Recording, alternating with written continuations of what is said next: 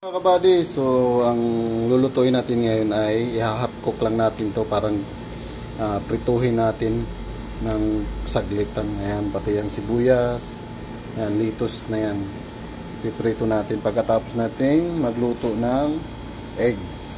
Pagkatapos natin magluto ng egg, yan sunod natin. At yung pangatlo natin, para mas marami tayong protein, yan, yung beef na yan. So lalagyan natin ng konting asin. So ayan, lalagyan natin ng asin. Malambot lang tong beef na to kasi ano to, wagyu beef. Ayan. Ayan natin yan, parang smoke na pagkaluto, smoke. Ayan. At yung egg natin medyo luto na. Ayan. So ayan mga kabady, yan na yung gulay natin. Ayan. Balibalik na rin lang natin para medyo maluto yung ilalim. Ayan. Yan na rin yung sibuyas. Ayan. Parang steam lang siya kung baga. Ayan. Diba? So ayan na mga kabady. Yan na yung beef natin. Ayan. Yan yung pamaris natin dito.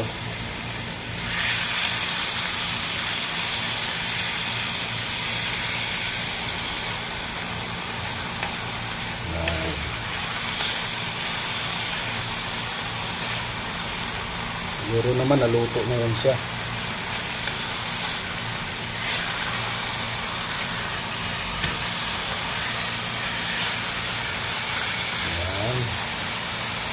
At yung nagawa nating mga gulay, yan, egg, sibuyas, so yan yung pamaris natin.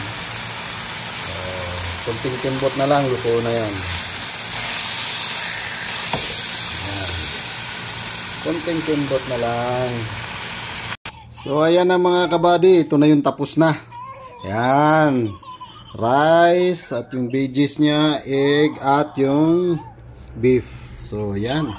Ay yung pagkain natin ngayon, di ba? Full of protein. So, ayan, tara, kain tayo. At gutom na ang inyong lingkod at magtatrabaho na ang kasunod nito. Ayan. So, wow.